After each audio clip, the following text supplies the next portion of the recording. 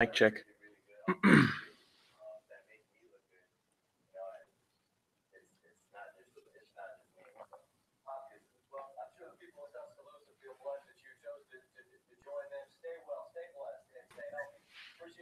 Well, good to meet you, Daniel. Hey, good to meet you. All right. Jesus, Mary and Joseph. I know, man. I'm sitting here. I'm like, man, it's already like 11:30. Are they gonna send this to overtime? I know, I'm thinking in my head, I'm like, if we go to overtime with the 49ers, I don't know what else to say at this point. Right. I mean, what a night, though. Yeah. Nice. I needed one. Victory beer. I had one Miller Lite in my hand, and I'm like, screw it. Don't worry, we won't talk. We won't say that during the taping here. So you got to tape it. Yeah, I got it. I got it taping right now. Okay. So make sure you edit that out. Yeah. I'll just say I'm drinking water. Yeah. Well, I mean, man, I'm a Miller Lite fan, but it's one step above water. I know. This game drove me nuts. Oh, I know. I mean, God, the schedule that we have coming up next. I mean, the good news is the bye week could help here. So, all right. So, what we'll do here is we'll just jump right into the recap, and then we'll talk about the game-winning drive, what happened before then, look ahead, and just wonder to ourselves: is this really the Packers team that we're going to be dealing with for the next 5 weeks? Yeah. Next 6 weeks here. So, All right. something like that. You want me to just do the intro? Just like Yeah, if you want. I'm cool with it. Okay, let me do this here. Maybe I didn't have my Nitschke jersey on tonight. I don't know. I had my Packers. Yeah, I know. I went Packers shirt. Usually got my Reggie White jersey on. Okay, we got to wear jerseys from now on. Right. All right, you ready to do this? Yeah, let's do it. All right. So how should I introduce you? Is it Kotnick? Yeah, Kotnick. Kotnick. Okay, thank you. All right, so Kotnick, and what else do you do aside from Pack a Day? Actually, Pack a Day is like my only contributions right now. Okay, I'll just do Pack a Day contributor. So yeah, that works for me. Like tonight. All right, here we go. Ready? All right. Yep. All right. Okay. Well, Packer fans, sigh of relief. This is Pack a Day, of course. Packers win 33-30, and no, this is not you turning your dials. My name is Jake Turner. I am host of the Turning Points podcast, and also joining me is my fellow Pack a Day contributor. We've actually met for the first time tonight. His name is Daniel Kotnick. Daniel, how you feeling after this game tonight? I'm exhausted.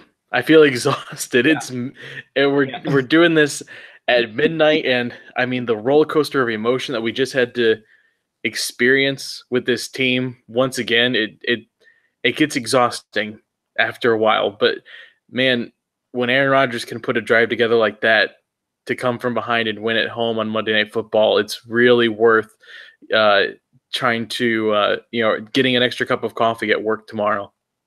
Yep. And the good news is that everybody will have this for morning coffee or during their lunch breaks, listening to this Pack a Day podcast. But yes, Packers win 33-30 tonight. And yes, you talk about Aaron Rodgers off the Kevin King interception. And the craziest thing about that is that was his first career interception. I mean, you got to be kidding me with this kid. I seriously feel like I should send a letter to Ted Thompson saying, don't come 500 yards within Green Bay, because an injury-riddled cornerback finally gets his first interception. And he's a good player. I mean, he really showed some stuff tonight. But after that, you talk about Aaron Rodgers, 81-yard drive on this. They start at their own 10-yard line. It's his 14th fourth quarter comeback. It's his 21st game-winning drive. But we can all say this. After that 21-yard run, I felt like the Packers were going to pull this one out. Oh, for sure. When he ran that ball, that was like Steve Young running on fourth down, helmet off to save the game. I mean, that's what it felt like. And once he ran, I'm like, yeah, okay, he's gonna win this game. And I really almost thought when they got down the catch to Devontae Adams to put him within the 10-yard line, and they cut to Aaron Rodgers, and he held one finger up, 6 seconds left, I just instantly thought to myself, he's going to throw a touchdown to win this game, because that's exactly the way things were going. Was he was on fire, he was in the zone, and it was just vintage classic Aaron Rodgers. Rodgers 25 for 46, 425 yards, 2 touchdowns, no interceptions. He has only thrown 1 interception this season. I mean, that's crazy to think about right now. Even that one wasn't his fault. That was a weird bounce off of Jimmy Graham's hands. So, yeah. Well, you talk about Jimmy Graham here. His best performance. I mean, this is exactly why the Packers signed him to a 3-year, $30 million deal. 5 receptions, 104 yards. And when you saw Jimmy Graham pumping his fist and he was ready to go, that must have just made the defense go, hey, look what Jimmy Graham's doing right now, because that defense finally came to life for the first time. Because, Daniel, 55 minutes of this game was absolute sloppiness. And then the last 5 minutes, the Packers scored 10 unanswered points. I mean, yeah, the energy from Jimmy Graham was the only energy I really saw out of this team. Outside of the one person I would say too is Blake Martinez for the defense. Mm-hmm. He was kind of the one person on that defensive side that I saw have any kind of energy and stick-to-itiveness. I mean, he, Blake Martinez keeping up. He has 12 tackles to lead both teams again. He was really the only one on the defense, like I said, that looked like he had any reason or want to be out on the field tonight. And yeah, I think Jimmy Graham's performance tonight, I think, helped spark the rest of that offense. I think that he is finally feeling himself in this team, and it's really not in a role. It's funny, we say that he kind of found himself here in this game, and he's really not in that role that we expect him to be in. Mm-hmm. We expect him to be like that big and the red zone threat, and he hasn't really taken over that role, but he's still contributing.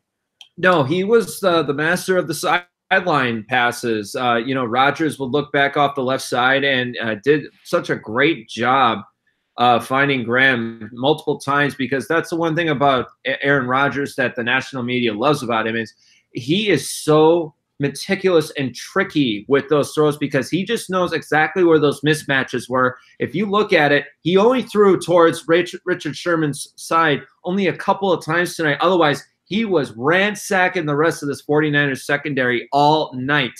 It was just about trying to punch the ball in here, because we talk about this again. This defense gave up 48 points in 2 halves again. I mean, the second game in a row, and man, they looked horrible in the third quarter. But then the fourth quarter, like I said, I really felt like it was Jimmy Graham pumping his fist, because then that's when the real Green Bay Packers finally rose up and got the win that we expect. I mean, this Niners team, Daniel, you got CJ Beathard, you got an old man version of Richard Sherman, you got Matt Breida, and then I'm going to tell you about this guy, Raheem Mostert. Okay, before this game, when he had a majestic performance, and he had 11 yards until tonight. And I just... he had quite a few more tonight. It just boggles the mind, because I was talking to my father before we came on air here tonight. I'm listening to Larry McCarron. My dad is saying to himself, if we lose this game, Jake, McCarthy has to go. And I'm like, I know. I really do feel like he does, because we go back to this again. McCarthy was bailed out by Rodgers because there's 7 minutes left in the fourth quarter. And driving down the field, running the rock, Jamal Williams is unstoppable. Aaron Jones is unstoppable. Ty Montgomery. And then 4 straight passes. And my heart just sank. I'm just like, you've got to be kidding me with this inconsistent play calling once again. But then Packers found a way to pull it out and go 3-2-1 on the season. Well, as we were kind of getting ready to jump on this, I'm sitting here watching ESPN, and Scott Van Pelt, they're breaking down what we all just got to watch, and yeah. I think he put it perfectly where he said Aaron Rodgers is the light from Men in Black. where you completely forget what happened before. Because and it's so right, though. Isn't it so right? I came into this expecting to just be talking completely about the staleness of the team in general, which I think is still stands. That point still stands. As you know, as great as this was, there was absolute 55 minutes of lethargy out of both sides of that defense. But it's exactly right. He just makes you kind of forget everything that happens. But it also shows to you the last 5 years of Ted Thompson was. And this is exactly why the Packers brought in Brian Gutekunst as the new general manager. And you can see with the guys that Brian has brought in right now, you can see this different change with them. But you still have that stench of Thompson and that staleness, as you talked about. It still feels like the one-man team. But what Andy Herman of Cheesehead TV told me before we went on air, a lot of credit to Davante Adams, 10 receptions, $132, 2 touchdowns tonight. And then Mason Crosby. We got to talk about Mason Crosby because everybody was trashing this guy. And, you know, they were saying, oh, this is why the Packers lost and everything. And I'm like, no, we lost because we were down 24-0 and we were telling Rodgers, okay, go out there and win it for us. And Crosby tonight was same old Crosby, to the point where Mike McCarthy, at the end of the game, when Rodgers just threw it off the left side, killed the clock, and Crosby came out there 27 yards, McCarthy took off his headset. Yes. Even before Crosby came out there. That shows how much trust that Mike McCarthy and Aaron Rodgers and Ron Zook had in Crosby, and he looked just like himself tonight. And, you know, we talk about how much they put on Aaron Rodgers.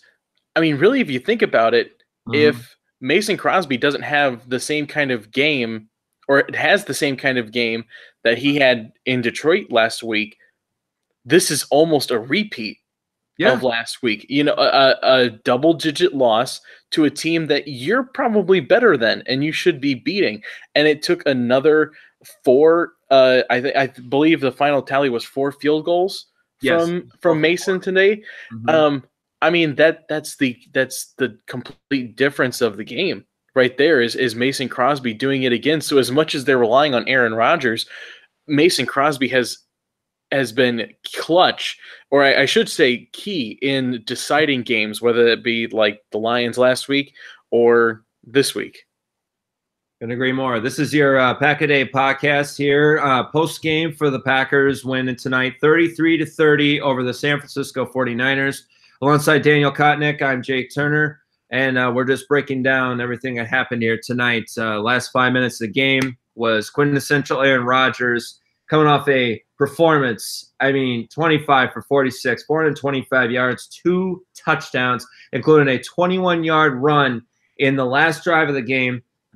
It started at the Green Bay 10 off the interception by Kevin King. 14th fourth quarter comeback, 21st game-winning drive for Aaron Rodgers. I mean, it just says it all itself. And Mason Crosby tonight, 4 for 4. Let's talk about the defense here tonight. Okay, so 2 sacks total. The only sack before Clay Matthews was Kenny Clark, and that was in the second quarter, I believe it was. But this actually finally, John Perry and the referees finally kept their flags in their pocket when when Clay Matthews sacked C.J. Beathard. And, you know, and I have to say this here because I felt like John Perry and the referees did a horrible job again tonight.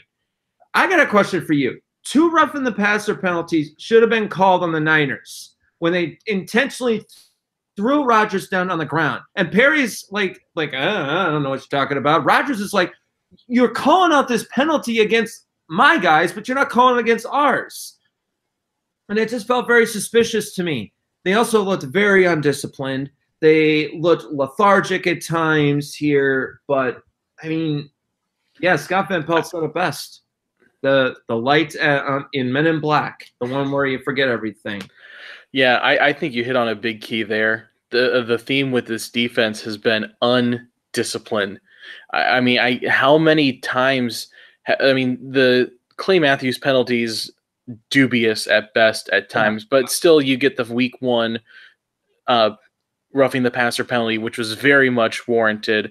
I mean, the pass interference calls in the Washington Redskins game against Devon House, where he just made no effort at it whatsoever. And then now 2 weeks in a row, you have a young rookie in Morrison making two boneheaded unnecessary roughness penalties, or not unnecessary roughness, but 15-yard penalties in back-to-back games that come at very big moments.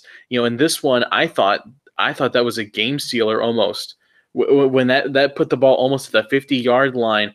And if not for, really, I think something else needs to be taken is Mike Shanahan falconing all over the field with his offense and, passing the ball, saving time for Aaron Rodgers. If it's not for that, that Morrison penalty looms much larger than it did. And it's been a marquee for this team this year. And I think when you talk about discipline, it goes back to head coaching again. And give a lot of credit to Kyle Shanahan. I mean, he was like his dad, Mike, tonight. He really did a great job with his play calling, really using that Mostert. I mean, that won't be the last time you see that Mostert kid run that ball like that. I think he looked really good. Matt Breida as well. But C.J. Beathard's a good backup quarterback, but he's not a legitimate starting quarterback here. And that was one of the most frustrating things here. But to give a lot of credit to the Niners tonight, because you're not as good. You're just not. But they got the right guy still with Kyle Shanahan, because I thought he had a very good game plan against this Packer team. But we got to talk about the secondary for a minute here. If I see Kentrell Brice out against the Los Angeles Rams, I am filing a petition to Mark Murphy. This guy is awful. I mean, this guy has no idea how to play the safety position. And I'm saying this right now. I hope this bye week finally gets us to have Josh Jones back, because Josh Jones is a versatile guy that is pretty much taken over from Morgan Burnett, who, by the way, hasn't even played one down with the Pittsburgh Steelers yet, I might add. Did you know that? I actually did. I knew that he's been hurt. I didn't know he hasn't played a single down yet.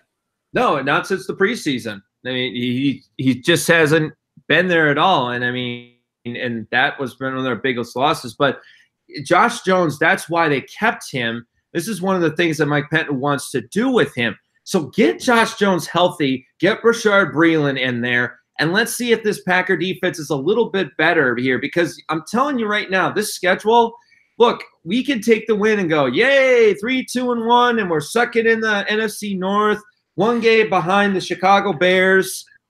But still, I mean, they got to go to L.A., so they got to take out Jared Goff and the potential MVP, Todd Gurley.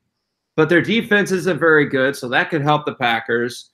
But they got to go to Foxborough, and they got to play Tom Brady and Bill Belichick. And then they got the Dolphins at Green Bay, and that won't be easy, because we've seen what the Dolphins can do. At Seattle on Thursday night, one of the worst places to play in the NFL because of that 12th man. And then the Vikings again. And that skull chant and Kirk Cousins. God. This isn't going to be easy. I mean, so if anybody thinks that, we got the win, yippee, and thinks, okay, we're back, those 5 games are going to mean so much here. And think about this, Daniel. What does the record have to be for the Packers in those 5 games? I mean, I've been thinking about it. I think you've got to hope that you at least get 2 wins out of that. I have absolutely no clue how you're going to beat the Rams. No one has been able to find a way, and I don't see how you have any chance in doing that.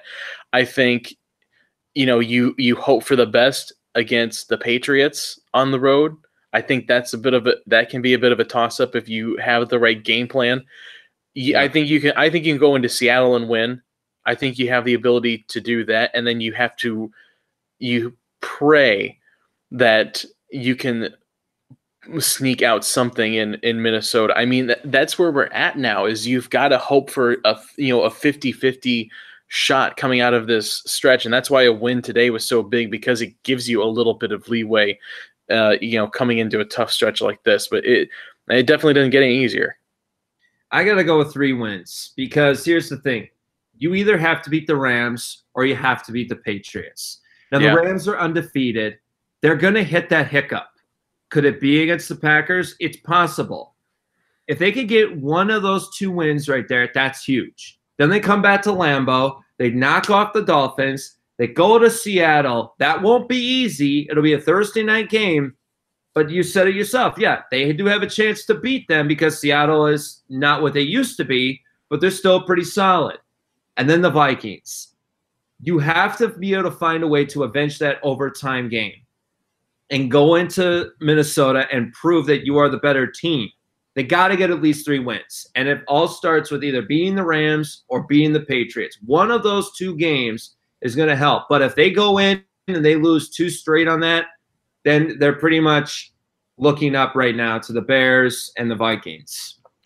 And the thing with that too is those come after the bye week, and so there's no real time to kind of recoup or gather yourself after. If there's a situation where you go 0-2 and after those, you have no time to recoup because it's all a quick turnaround. It's bang, bang, bang, bang, bang, and I'm thinking like this as well. I'll say I don't think it will happen because it's just not what the Packers' MO is. But if that bye week comes after the Patriots game, I think there's a much better chance that Mike McCarthy loses his job in the middle of the season than if it was right now. You know what I mean? Yeah, because the fact is that he's a lame duck coach right now.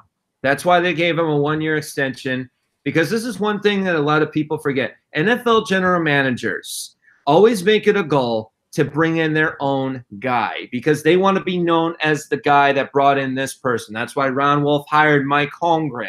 That's why, Ted Thompson brought in Mike McCarthy because, they could pretty much hitch their wagon to that, and you're going to see that with the Packers. You're going to. And I kept saying this at the Packers. I feel like it's a transitional year. I felt like getting 10 wins and getting to the wild card is not going to do it. He has to get the Packers to the Super Bowl or he is going to be Tony Dungy. He's going to be fired because the fact is we're tired of it. I mean, the Packers have been a very good football team, but we have also known that this team can also be more smoke and mirrors sometimes. And the last couple of years, it has looked like that for the Packers. And you're absolutely right. If they lose to Miami, so let's say that so speculative here, and I'm not a big fan of speculation, but I'm going to do it this one time. If let's say they lose 2 straight to the Rams and the Patriots, that hot seat is boiling hot. Dolphins is where McCarthy will get fired. And because you have to win at least one of those 2 games, beat Miami, and then try and knock off Seattle and Minnesota. If they are 1-4 in that time or 0-5, gone. He's got to go. I would agree. And, thinking about it too, you might use that time period after the Seattle game since it's a short week. You're playing on Thursday, so you almost have sort of a pseudo half bye week right there. Mm-hmm. I mean, I don't foresee it happening just because that's not how this organization ever seems to work.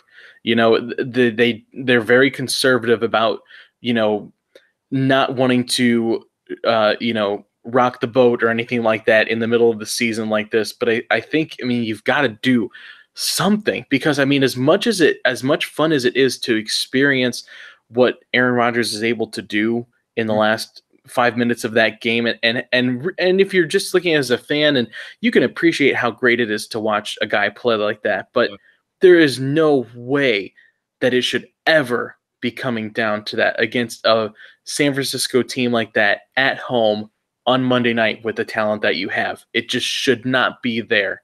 No, because you look at the defense for the Niners, and a great point, Daniel, because I didn't even know who the heck was on this team.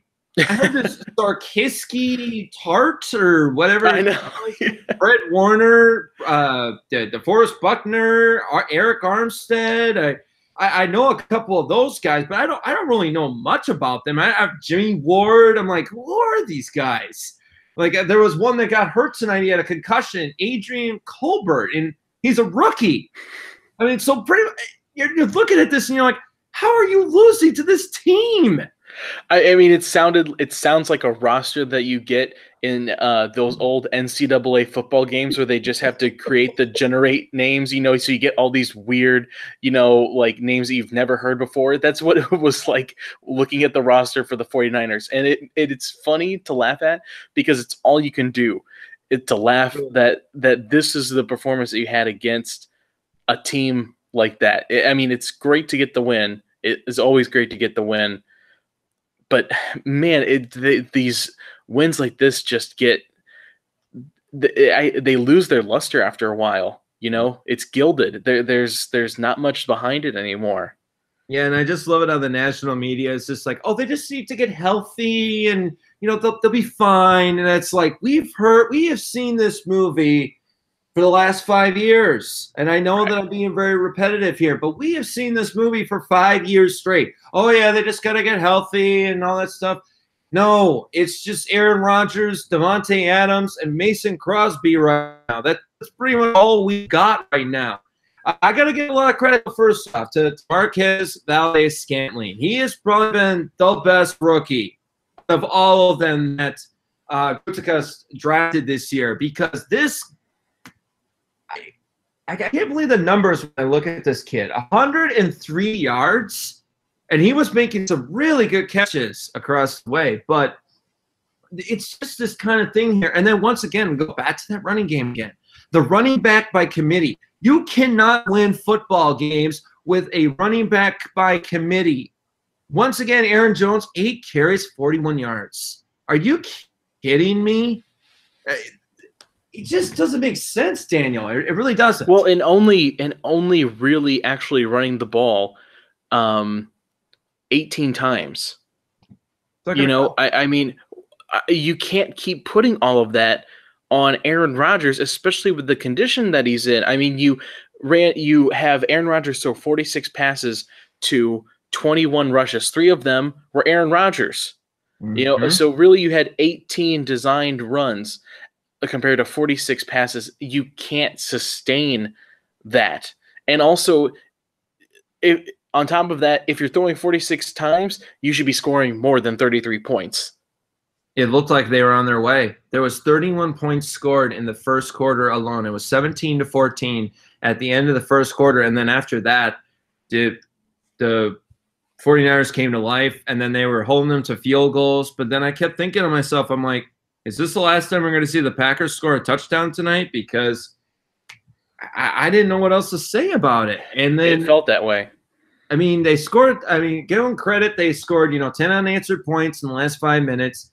And I will always be happy with this because that illegal contact penalty on Richard Sherman, I looked at that and I went, oh, my goodness. They actually did a call that actually helped the Packers for once. I love it how people say how they were bailed out. No, because that was illegal contact. He touched him before 5 yards. That's the rule. But to be honest, though, it wasn't really the referees that were the biggest issue. I know that I said before then that they were awful. They've just been awful in the NFL, period. I mean, I just don't like the roughing the passer thing. But can you believe this? This is now the second primetime game in 2 days.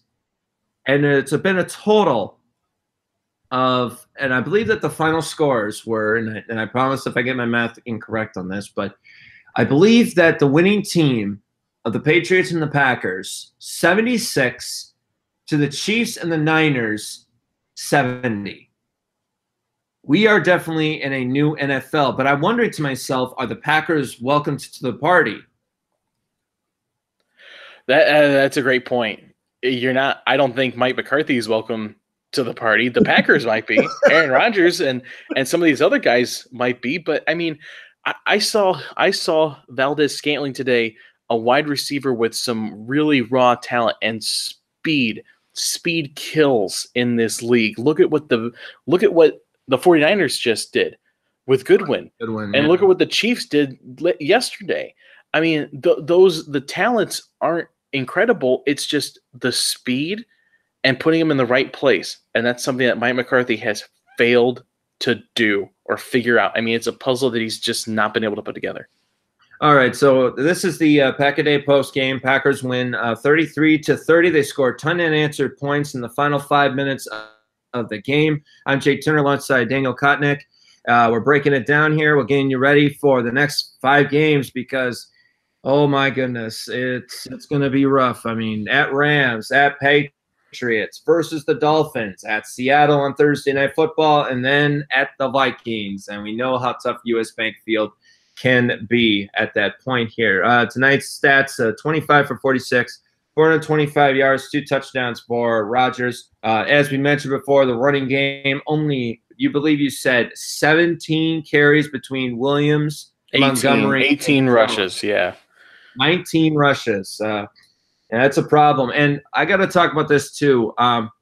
The lack of pass rush before Clay Matthews got that sack tonight was very alarming because this is why Dom Capers got fired.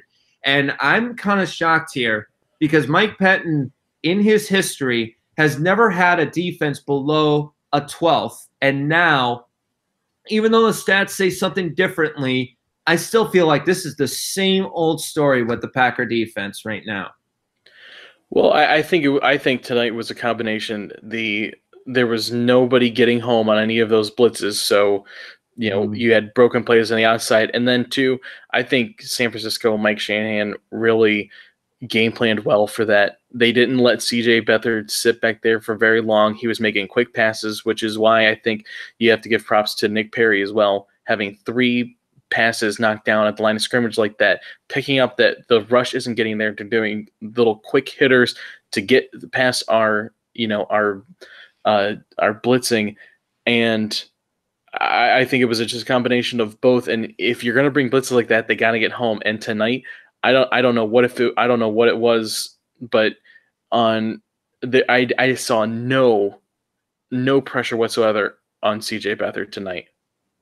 No, and Nick Perry, I don't know why they pay him, because since he got paid, I don't really know what to say about him, except he's been a complete bust since they signed him to that big money contract. I don't know what happened to Reggie Gilbert. Reggie Gilbert was playing like an undrafted kid, chip on his shoulder, dominating and everything. Tonight, he looked lost. And then Owen Burks, I don't know what to say. Where is that speed? Where is that ability that he did at Vanderbilt? And then Dean Lowry, you're taking over for Muhammad Wilkerson, and you continuously show you can't get any pressure off that right side. I mean, yeah, Joe Staley's a very good offensive tackle, but you got to be able to beat him a couple of times, and at least 90% of the snaps was dominated by Staley. Once again. I mean, they looked like deck furniture out there, pushed around wherever they wanted them to go. And I mean, it's been a while since I've seen holes like that open for running backs. I mean, it was every single time until about the third or fourth quarter when things kind of buckled down a little bit. I think it was a combination of defense stepping up a little, but also I think the 49ers kind of easing off the gas a little bit. Like I said, kind of falconing that Mike Shanahan offense up a little bit. Yeah, there was so much promise for some of these young talents, and I really haven't seen it show up yet. Well, I wouldn't be a bit surprised, Daniel, when probably Mike Shanahan sends a text message to his son Kyle, the head coach of the San Francisco 49ers. And that's the thing, too, is that, that's a team that doesn't have an identity right now, doesn't know what they are right now because they don't have Jimmy Garoppolo. And for the Packers to keep these guys in it and, have to score 10 unanswered points, it leaves you with a lot of questions. So tonight, yeah, folks, enjoy the win, but at the same time, realize we don't know who the true Packers team is quite yet here in 2018. So as we wrap up this post game here, final thoughts, Daniel, go ahead. Well, I think you kind of summed it up there. Enjoy this win for what it is. Enjoy these Aaron Rodgers moments, because in a few years we're going to look back and they're only going to be memories. So enjoy the moments while you can have them here, but temper your expectations for the season moving forward, I think, and look for hopefully a new Packer setup next year. I know it's early to start looking to next year, but I mean, this isn't your future. This is purgatory right now. So, enjoy the moments while you can. This is just like what is happening right now in college football with the Wisconsin Badgers. They're in a transitional year. They, have 2 4-star recruits at quarterback ready to go. After Hornibrook calls it a career. And then, and we've seen that also with the Packers in the NFL this year. It just doesn't feel like a team that can win 10 games this year. And if they do, then it's a great miracle. But like I said, I think Mike McCarthy is going to lose his job unless he gets to the Super Bowl. Otherwise, he'll be just like Tony Dungy and Jim Mora, and he will be fired. But, we enjoy the win tonight. Have a beer. Go out to Stadium View right now. Go see if Kroll's is still open with those butter burgers, and just have a great time with your Packer family here, just like we had here on our Pack-A-Day podcast here. So, Daniel, this was a lot of fun, man. I hope we're able to work together again. You got a lot of great knowledge, and I appreciate it. Yeah, it was a lot of fun. There's some great energy, and I think this was a lot of fun to do after a post game like this too. It was a good time. So the Packers win 33-30, and for Daniel Kotnick, I'm Jake Turner. Don't forget, this will be with you for morning coffee. Take a lunch break and just listen to some great, passionate Packer fans breaking it down for you, limb to limb, because I think we really pretty much went deep under the surface with this, or as Axel Foley said in Beverly Hills Cop 2, deep, deep, deep, deep undercover. For Daniel Kotnick, I'm Jake Turner. This has been your 24/7, 365 a year Packer podcast. Final score from Lambeau Field: the Green Bay Packers 33 and the San Francisco 49ers 30. They go to 3-2-1, and they are now tied for second with the Minnesota Vikings. So we'll find out what happens after the bye week. Until then, the 3 best words in the NFL always stand. Go Pack, go. We'll see you next time on the Pack-A-Day podcast. Nice. Cut. Print. I think we could have gone on for an hour.